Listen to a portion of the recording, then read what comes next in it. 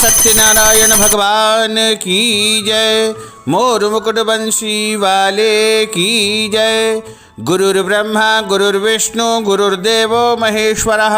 गुरुः साक्षात् परब्रह्म तस्मै श्री गुरुवे नमः। सच्चिदानंद रूपाय विश्वोत्पत्त्यादिहेतवे तापत्रय विनाशाय श्रीकृष्णाय वयं नमः। श्री सत्यनारायण भगवान की कथा। प्रथम अध्याय। एक समय की बात है, नैमिषारण्य तीर्थ में शौनकादि 88,000 ऋषियों ने सूत जी महाराज से पूछा, इस कलयुग में वेद विद्या रहित मनुष्यों को प्रभु की भक्ति कैसे मिलेगी तथा उनका उद्धार कैसे होगा। हे मुनिश्रेष्ठ, कोई ऐसा तप बतलाइए जिससे थोड़े समय में पुण्य की प्राप्ति हो जाए और मनवांछित फल मिल जाए। इस प्रकार की कथा सुनने की हम इच्छा रखते हैं। सर्व शास्त्रों के ज्ञाता सूत जी महाराज बोले, हे वैष्णव में पूज्य, आप सभी ने प्राणियों के हित की बात पूछी है, इसलिए एक ऐसे श्रेष्ठ व्रत को आप लोगों को बताऊंगा जिसे नारद जी ने भगवान श्री हरि लक्ष्मी नारायण जी से पूछा था और लक्ष्मीपति ने मुनि श्रेष्ठ नारद जी से कहा था। आप सब इसे ध्यानपूर्वक सुनिए। एक समय की बात है, योगीराज नारद जी दूसरों के हित की इच्छा लिए अनेक लोकों में भ्रमण करते मृत्यु लोक में आ पहुंचे। यहाँ उन्होंने अनेक योनियों में जन्मे प्रायः सभी मनुष्यों को अपने कर्मों द्वारा अनेकों दुखों से पीड़ित देखा। उनका दुख देख नारद जी सोचने लगे, कैसा यत्न किया जाए जिससे इनके सारे दुखों का अंत हो जाए। इसी विचार पर मनन करते हुए विष्णु लोक में गए। वहाँ देवों के ईश नारायण की स्तुति करने लगे, जिनके हाथों में शंख चक्र गदा और पद्म थे, गले में वरमाला पहने थे। नारद जी वहां पहुंच करके सबसे पहले स्तुति करते हैं, हे भगवान, आप अत्यंत शक्ति से संपन्न है, मन तथा वाणी भी आपको नहीं पा सकती है। आपका आदि मध्य और अंत नहीं है। निर्गुण स्वरूप सृष्टि के कारण भक्तों के दुखों को दूर करने वाले आपको मेरा बारंबार नमस्कार है। नारद जी की स्तुति सुनकर के श्री हरि विष्णु बोले, हे मुनिश्रेष्ठ, आपके मन में क्या है? आप किस काम से यहाँ पधारे हैं? उसे निसंकोच कहिए। इस पर नारद मुनि बोले कि मृत्युलोक में अनेक योनियों में जन्मे मनुष्य अपने कर्मों के द्वारा अनेकों दुखों को भोग रहे हैं। हे नाथ, यदि आप मुझ पर दया रखते हो तो कृपा करके बताइए कि मनुष्य थोड़े से प्रयास से ही अपने सभी दुखों से कैसे छुटकारा पा सकता है। श्री हरि भगवान बोलते हैं, हे नारद, मनुष्यों की भलाई के लिए तुमने बहुत अच्छी बात पूछी है। जिसके करने से मनुष्य मोह से दुख से छूट जाता है, वह मैं तुमसे कहता हूँ, सुनो। स्वर्गलोक व मृत्युलोक दोनों में एक दुर्लभ व्रत है जो पुण्य देने वाला है। तुम्हारे प्रेम के कारण उसे सुना रहा हूँ। श्री सत्यनारायण भगवान का यह व्रत अच्छी प्रकार से करके, विधि विधान से इस व्रत को संपन्न करके मनुष्य सभी प्रकार के सुखों भोग करके अंत में मोक्ष को प्राप्त कर लेता है। श्री हरि नारायण के वचन को सुनकर के नारद जी बोले, उस व्रत का क्या फल है और क्या विधान है? यह व्रत किसने किया था? इस व्रत को किस दिन करना चाहिए? सब कुछ विस्तार से बताइए। नारद जी की बात को सुनकर के भगवान हरि विष्णु बोले, दुख व शोक को दूर करने वाला यह सभी स्थानों पर विजय दिलाने वाला है। मानव को भक्ति व श्रद्धा के साथ शाम के समय भगवान सत्यनारायण की पूजा धर्म परायण होकर के ब्राह्मणों और बांधवों के साथ करनी चाहिए। भक्ति भाव से नैवेद्य केले का फल, घी, दूध और गेहूं का आटा सवाया ले। गेहूं के स्थान पर साठी का आटा, शक्कर अथवा गुड़ लेकर के सभी भक्षण योग्य पदार्थों को मिला करके भगवान को भोग लगाए। ब्राह्मणों सहित बंधु बांधवों को भोजन करवावे, उसके बाद स्वयं भोजन करे। भजन कीर्तन के साथ में भगवान की भक्ति में लीन हो जाएं। इस तरह सत्यनारायण भगवान की कथा का जो है, यह व्रत करने से मनुष्य की सारी इच्छाएं निश्चित पूरी हो जाती है। इस कली काल में, कलयुग में, मृत्युलोक में मोक्ष का यही एक सरल उपाय है। श्री स्कंद पुराणे रेवाखंडे सत्यनारायण कथायां महा प्रथम पुष्प श्री सत्यनारायण अर्पणमस्तु।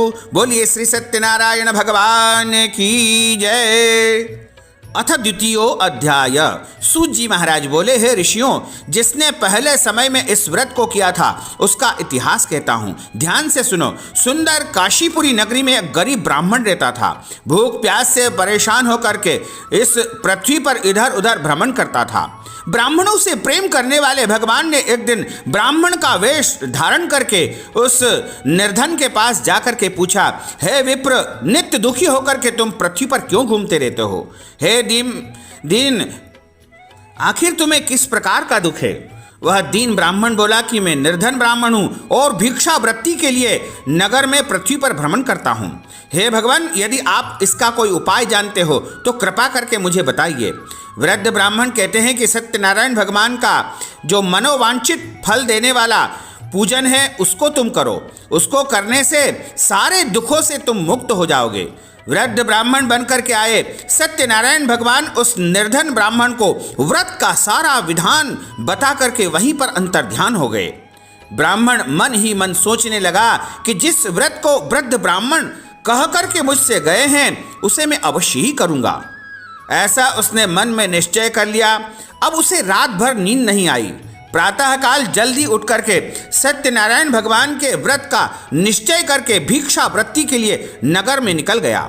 उस दिन उस ब्राह्मण को भिक्षावृत्ति में बहुत सारा धन मिला, जिससे उसने बंधु बांधवों के साथ विधि विधान से सत्यनारायण भगवान का व्रत पूजन संपन्न किया। भगवान श्री सत्यनारायण का व्रत संपन्न करने के बाद वह गरीब ब्राह्मण सभी दुखों से छूट गया और अनेक प्रकार की संपत्तियों से युक्त हो गया। उसी समय यह ब्राह्मण हरेक माह सत्यनारायण भगवान का पूजन अर्चन करने लगा था। इस तरह सत्यनारायण भगवान के व्रत को जो मनुष्य करेगा वह सभी प्रकार के पापों से छूट करके अंत समय में मोक्ष को प्राप्त हो जाएगा। जो मनुष्य इस व्रत को करता है वह सभी दुखों से मुक्त हो जाता है। सूत जी महाराज बोले, इस तरह नारद जी से नारायण जी का कहा हुआ सत्यनारायण भगवान का व्रत मैंने तुमसे कहा है। हे विप्रो, अब और क्या कहूँ? ऋषि बोले, हे मुनिवर, संसार में उस विप्र से सुन करके किस किस ने इस व्रत को किया, हम सब इस बात को सुनना चाहते हैं। इसके लिए हमारे मन में श्रद्धा का भाव है। हे मुनियों, जिस ने इस व्रत को किया वह सुनो। सूत जी महाराज कहते हैं कि एक समय वही विप्र धन और ऐश्वर्य के अनुसार अपने बंधु बांधवों के साथ इस व्रत को करने के लिए तैयार हुआ। उसी समय एक लकड़ी बेचने वाला लकड़हारा वृद्ध वहां पर आया। लकड़ियों का बोझा बाहर रख करके ब्राह्मण के घर में जल पीने की इच्छा से गया और उनको नमस्कार करके जल पिया और उसके बाद प्रसाद उसने प्राप्त किया और पूछा कि आप यह क्या पूजन कर रहे हैं और इसके करने से क्या फल मिलता है? कृपा करके मुझे भी आप अवगत कराइए। उन ब्राह्मण ने कहा कि सब मनोकामनाओं को पूर्ण करने वाला यह भगवान श्री सत्यनारायण का व्रत एवं पूजन में कर रहा हूँ और इनकी कृपा से ही मेरे घर में धन धान्य की वृद्धि हुई है। उन ब्राह्मण से सारा व्रत का विधि विधान जान करके लकड़हारा बहुत प्रसन्न हुआ और चरणामृत प्रसाद लेकर के वह अपने घर को गया। लकड़हारे ने मन ही मन निश्चय कर लिया कि आज गांव में लकड़ी बेचने से जो भी धन मिलेगा उसी से मैं सत्यनारायण भगवान का पूजन तथा उत्तम व्रत करूंगा। मन में इस विचार को लेकर के वह वृद्ध लकड़हारा सिर पर लकड़ियों का बोझ रख करके नगर में लकड़ी बेचने निकल गया। जहां धनी लोग रहते ऐसे सुंदर नगर में गया। उस दिन उसे लकड़ियों का 2 गुना 4 गुना दाम यानी मूल्य प्राप्त हो गया। वह बूढ़ा लकड़हारा बड़ा प्रसन्न हुआ और उसने बाजार जाकर के केले, शक्कर, घी, दूध, दही और गेहूं का आटा लेकर के सत्यनारायण भगवान के व्रत की अन्य सभी सामग्रियां लेकर के अपने घर आया। वहां उसने अपने बंधु बांधवों को बुला करके विधि विधान से सत्यनारायण भगवान का पूजन और व्रत किया और इस व्रत के प्रभाव से वह वृद्ध लकड़हारा धन, पुत्र आदि से युक्त होकर के संसार के समस्त सुखों को भोग करके अंत समय में वैकुंठ लोक को चला गया। श्री स्कंद पुराणे रेवाखंडे सत्यनारायण व्रत कथायां द्वितीय पुष्प श्री सत्यनारायण अर्पणमस्तु। बोलिए सत्यनारायण भगवान की जय। अथ तृतीयो अध्याय। सूत जी महाराज कहते हैं, हे श्रेष्ठ मुनियों, अब आगे की कथा कहता हूँ। पहले समय में उल्कामुख नाम का बड़ा बुद्धिमान राजा था। सत्यवक्ता और जितेंद्री था। प्रतिदिन मंदिर जाकर के गरीब कुबों को और ब्राह्मणों को दान दक्षिणा दिया करता था तथा गरीबों को धन देकर के उन्हें कष्ट दूर किया करता था। उनकी पत्नी का नाम जो है कमल के समान मुख वाली थी और बड़ी ही सती साध्वी थी। भद्रशिला नदी के किनारे पर एक दिन सत्यनारायण भगवान का वह पूजन कर रहे थे। उसी समय साधु नामक एक वैश्य भी वहां पर आया। एक बनिया वहां आया। उसके पास व्यापार करने के लिए बहुत सा धन भी था। राजा को व्रत करते देख करके वह विनती करके पूछने लगा कि हे राजन, भक्ति भाव से पूर्ण होकर के आप यह क्या कर रहे हैं? मेरी सुनने की इच्छा है, आप कृपा करके मुझे बताइए। राजा बोले, हे साधु, अपने बंधु बांधवों के साथ पुत्र प्राप्ति के लिए, संतान प्राप्ति के लिए महाशक्तिवान श्री सत्यनारायण भगवान का व्रत तथा पूजन कर रहा हूँ। राजा के वचन को सुन करके साधु बड़े आदर से बोला, हे राजन, मुझे इस व्रत का सारा विधान कहिए। आपके कहे अनुसार मैं भी इस व्रत को करूँगा, क्योंकि मेरे यहाँ कोई संतान नहीं है और इस व्रत को करने से निश्चित रूप से मुझे संतान की प्राप्ति होगी। व्रत का सारा विधि विधान सुन करके व्यापार से निवृत्त होकर के वह साधु नामक बनिया अपने घर पहुंचा और साधु वैश्य ने अपनी पत्नी को संतान देने वाले इस व्रत का वर्णन कह करके सुनाया और कहा कि जब हमारे यहाँ संतान की प्राप्ति हो जाएगी तब हम भी सत्यनारायण भगवान का व्रत तथा पूजन करेंगे। साधु ने इस तरह के वचन अपनी पत्नी लीलावती को कहे। एक दिन लीलावती पति के साथ आनंदित होकर के सांसारिक धर्म में प्रवृत्त होकर के सत्यनारायण भगवान की कृपा से गर्भवती हो गई और ठीक 10वें महीने में उसके गर्भ से एक सुंदर कन्या ने जन्म लिया। दिनों दिन वह ऐसे बढ़ने लगी जैसे कि शुक्ल पक्ष का चंद्रमा बढ़ता है। माता पिता ने अपनी कन्या का नाम कलावती रखा। एक दिन लीलावती ने मीठे शब्दों में अपने पति को याद दिलाया कि आपने सत्यनारायण भगवान के जिस व्रत को करने का संकल्प किया था उसका समय आ गया है, आप इस व्रत को करिए। साधु बोला, हे प्रिय, इस व्रत को मैं इस कन्या के विवाह के समय करूंगा। इस प्रकार अपनी पत्नी को आश्वासन देकर के वह तो नगर में चला गया। कलावती पिता के घर में वृद्धि को प्राप्त हो रही थी, यानी बड़ी हो रही थी। साधु ने एक बार नगर में अपनी कन्या को सखियों के साथ देखा तो तुरंत ही दूत को बुलाया और कहा कि मेरी कन्या के योग्य वर देख करके आओ। साधु की बात सुनकर के दूत कांचनपुर नामक नगर यानी कलकत्ता पहुंचे और वहां देखभाल करके लड़की के लिए सुयोग्य वर की तलाश करके अपने साथ लेकर आए। साधु ने देखा कि बड़ा सुयोग्य लड़का है। उसे देख करके बंधु बांधवों को बुला करके विधि विधान से उसने अपनी पुत्री का विवाह कर दिया। लेकिन दुर्भाग्य की बात है कि साधु ने अभी भी श्री सत्यनारायण भगवान का व्रत नहीं किया। इस पर श्री भगवान क्रोधित हो गए और शाप दिया कि साधु को अत्यधिक दुख मिले। अपने कार्य में कुशल साधु नामक बनिया जमाई को लेकर के समुद्र के पास स्थित होकर के रत्न सागरपुर नगर में गया। वर्तमान में मुंबई जिसे कहा जाता है, वहां जाकर के दामाद ससुर दोनों मिलकर के चंद्रकेतु राजा के नगर में व्यापार करने लगे। एक दिन भगवान श्री सत्यनारायण की माया से एक चोर राजा का धन चुरा करके भाग रहा था। उसने राजा के सिपाहियों को अपने पीछे करते हुए देखा और चुराया हुआ धन वहीं पर रख दिया जहां दोनों ससुर जमाई ठहरे हुए थे। राजा के सिपाहियों ने साधु वैश्य के पास राजा का धन पड़ा हुआ देखा तो वह ससुर जमाई दोनों को बांध करके प्रसन्नता से राजा के पास ले गए और कहा कि हम दोनों चोरों को पकड़ लाए हैं, आप आगे की कार्रवाई की आज्ञा दें। राजा की आज्ञा से उन दोनों को कठिन कारावास में डाल दिया गया। उनका सारा धन उनसे छीन लिया गया। श्री सत्यनारायण भगवान के श्राप से साधु की जो पत्नी थी वह भी बहुत दुखी हो गई, क्योंकि घर में जो भी धन था उसे चोर चुरा ले गए। शरीर में पीड़ा, मन में चिंता, भूख प्यास, अति दुख होकर के अन्न की चिंता में कलावती कन्या इधर उधर घूमते घूमते एक ब्राह्मण के घर गई। वहां उसने श्री सत्यनारायण भगवान का व्रत होते हुए देखा, फिर कथा भी सुनी। प्रसाद ग्रहण करके रात को जब घर वापस आई तो माता ने कलावती से पूछा कि हे पुत्री, अब तुम कहाँ गई थी और तेरे मन में क्या बसा हुआ है? कलावती ने अपनी माता से कहा कि हे माता, मैंने एक ब्राह्मण के घर में श्री सत्यनारायण भगवान के व्रत को देखा। कन्या के वचन को सुन करके लीलावती भगवान के पूजन की तैयारी करने लगी। लीलावती ने परिवार व बंधुओं सहित श्री सत्यनारायण भगवान का पूजन किया और उनसे वर मांगा कि मेरे पति तथा मेरे जमाई राजा शीघ्र ही घर को आ जाए। साथ ही यह भी प्रार्थना की कि हम सबके द्वारा यदि कोई अपराध हो गया हो, कोई भूल हो गई हो तो प्रभु आप क्षमा कर दीजिए। श्री सत्यनारायण भगवान इस प्रकार इस व्रत से संतुष्ट हो गए और राजा चंद्रकेतु को स्वप्न में दर्शन दिया और कहा कि हे राजन, तुम उन दोनों वेश्यों को छोड़ दो और तुमने जो उनका धन लिया है उसे भी वापस लौटा दो। अगर ऐसा नहीं किया तो मैं तुम्हारा धन, राज्य व संतान सभी को नष्ट कर दूंगा।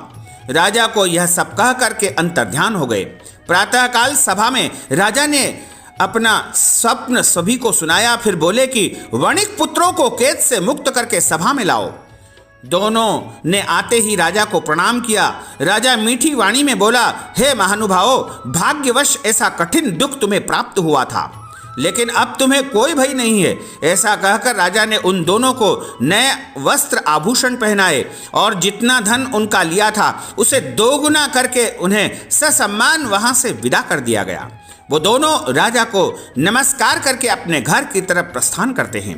श्री स्कंद पुराणे रेवाखंडे सत्यनारायण व्रत कथायां तृतीय पुष्प श्री जय सत्यनारायण अर्पणमस्तु। अथ चतुर्थो अध्याय। सूत जी महाराज बोले, वैश्य ने मंगलाचार करके अपनी यात्रा आरंभ की और अपने नगर की ओर चल दिए। उनके थोड़ी दूर जाने पर एक दंडी वेशधारी श्री सत्यनारायण भगवान ने का रूप धारण किया था, वह आकर के उनके सामने खड़े हो गए और दंडी स्वामी के रूप में पूछते हैं कि साधो, तुम्हारी नाव में क्या भरा हुआ है। अहंकार वश हंसता हुआ वह अभिमानी बोला कि हे स्वामी, आप क्यों पूछते हो? क्यों कुछ धन लेने की इच्छा है क्या? लेकिन मेरी नाव में तो बेल के पत्ते ही पत्ते भरे हुए हैं। वैश्य के कठोर वचन को सुनकर के भगवान बोले कि तुम्हारा वचन सत्य हो। दंडी स्वामी ऐसे वचन कह करके वहां से दूर चले गए। कुछ दूर जाकर के समुद्र के किनारे बैठ गए। दंडी स्वामी के जाने पर साधु वैश्य ने नित्य क्रिया के पश्चात नाव को ऊंची उठते हुए देखा और हल्की होकर के नाव को जब देखा तो खोल करके उसमें देखा तो धन के स्थान पर बेल के पत्ते ही पत्ते भरे हुए हैं। धन के स्थान पर पत्ते देख करके साधु नाम का बनिया मूर्छित होकर के पृथ्वी पर गिर पड़ा। मूर्छा खुलते ही वह अत्यंत शोक में डूब गया। तभी उसका दामाद बोला, पिताजी, आप शोक क्यों मना रहे हैं? यह दंडी स्वामी ने हमें श्राप दिया है, उनकी शरण में हमें चलना चाहिए, तभी हमारी मनोकामना पूरी होगी। दामाद की बात को सुनकर के दंडी स्वामी के पास पहुंचे और अत्यंत भक्तिभाव से उनको प्रणाम किया, नमस्कार किया। बोले, मैंने आपके सामने जो असत्य वचन कहे हैं उनके लिए मैं आपसे क्षमा प्रार्थना करता हूं। मैं बारंबार क्षमा प्रार्थना करता हूं, आप कृपा करके मुझे क्षमा कर दीजिए। ऐसा कह करके महान शोकातुर होकर के वह साधु नामक बनिया उन दंडी स्वामी के सामने जोर जोर से रोने लगा। तब दंडी स्वामी बोले, हे वणिक पुत्र, मेरी ही आज्ञा से तुमको बारंबार दुख प्राप्त हुआ है।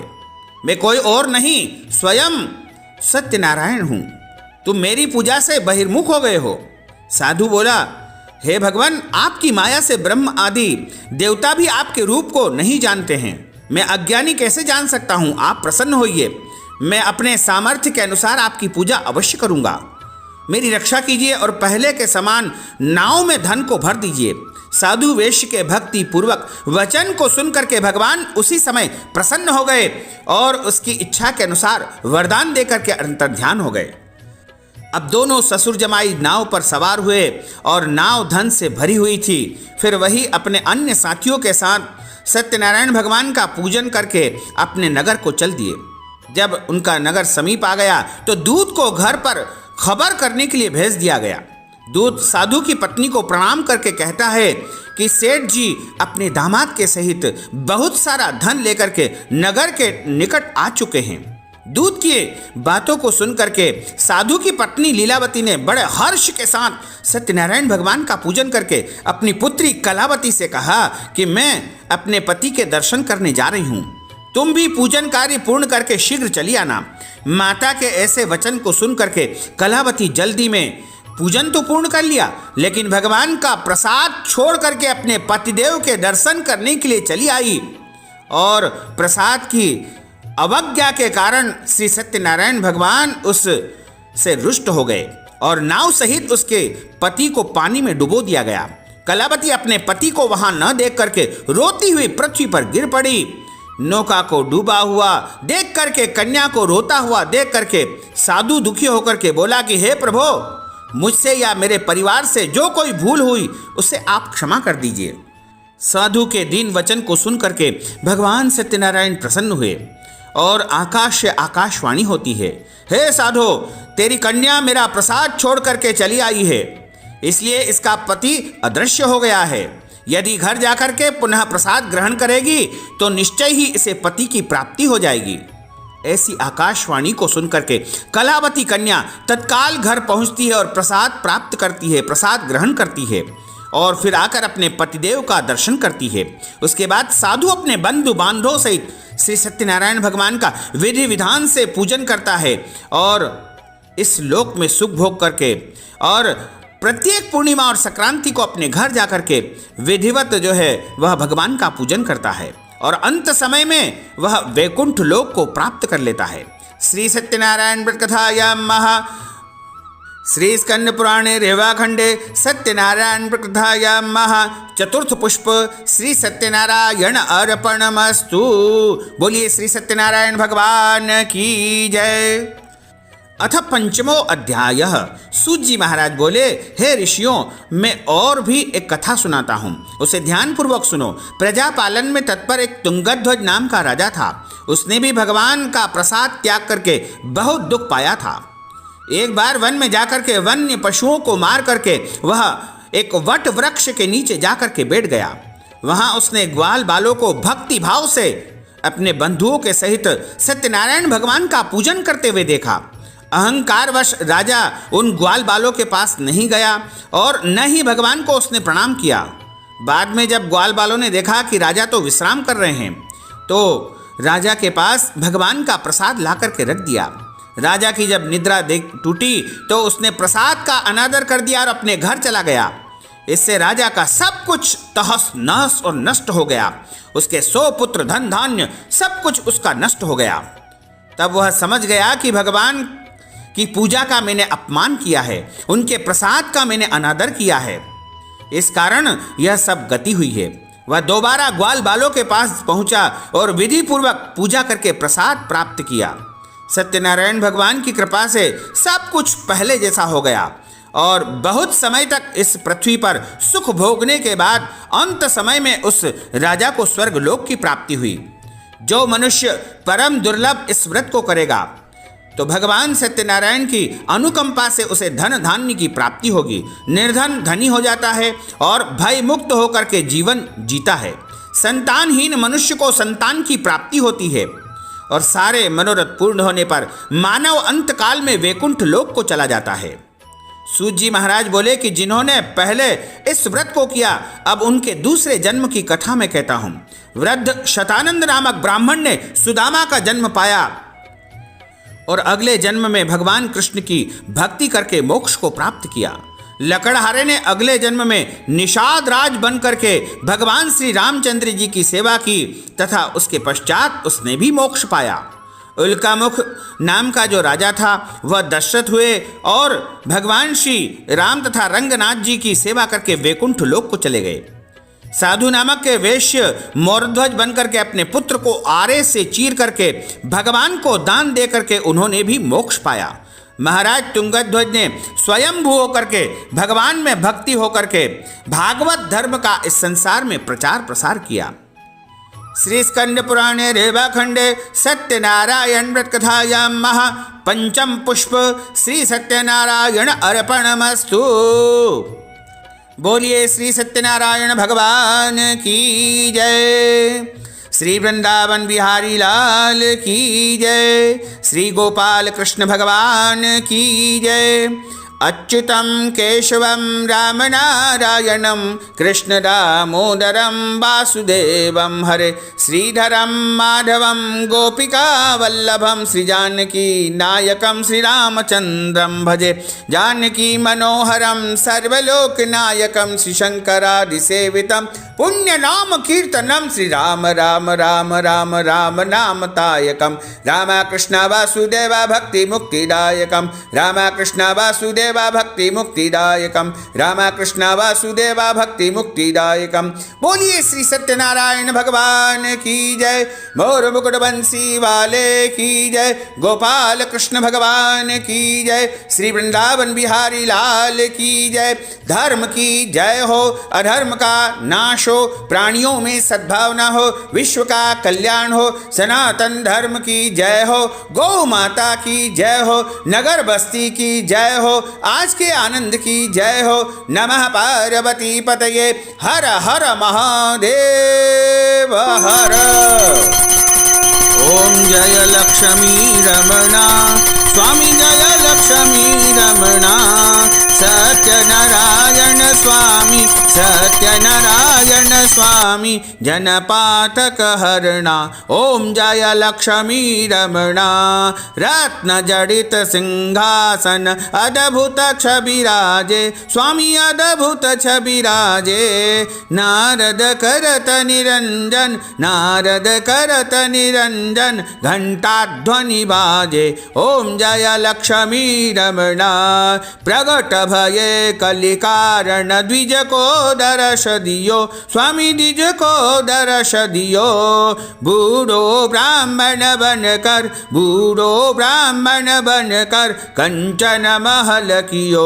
ओम जय लक्ष्मी रमणा, दुर्बल भील कठारो, जिन पर कृपा करी, स्वामी जिन पर कृपा करी। चंद्रचूड़ इक राजा, चंद्रचूड़ इक राजा, जिनकी विपति हरि। ओम जय लक्ष्मी रमणा, वैश्य मनोरथ पायो, श्रद्धा तज दीनी, स्वामी श्रद्धा तज दीनी। सो फल भोग्यो प्रभु जी, सो फल भोग्यो प्रभु जी, फिर स्तुति कीनी।